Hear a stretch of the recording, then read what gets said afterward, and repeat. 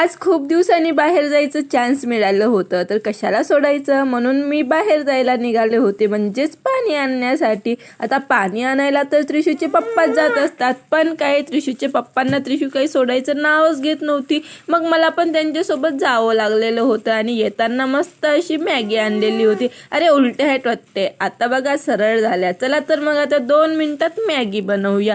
मस्त मॅगी वगैरे बनवली आणि त्रिशूचे इकडे नाटकं चालू झालेले होते. त्रिशू तर काय एवढं आगाऊपणा करायला लागली आहे ना, की काही सांगायचं नावच नाही. सारखी मारायसाठी हात उचलत असते. आणि आज तर मस्त छान असं वातावरण झालेलं होतं, तर निवांत बाहेर पण बसायला मिळालेलं होतं.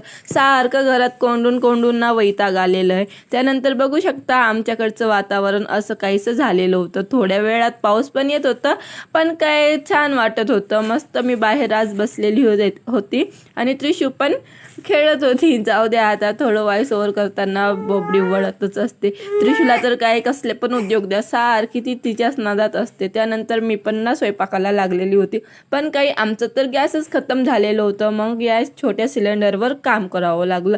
चला तर मग भेटू आपण अशा दुसऱ्या ब्लॉगमध्ये. ब्लॉग आवडला असेल तर लाईक कमेंट नक्की करा आणि सबस्क्राईब करायला विसरू नका.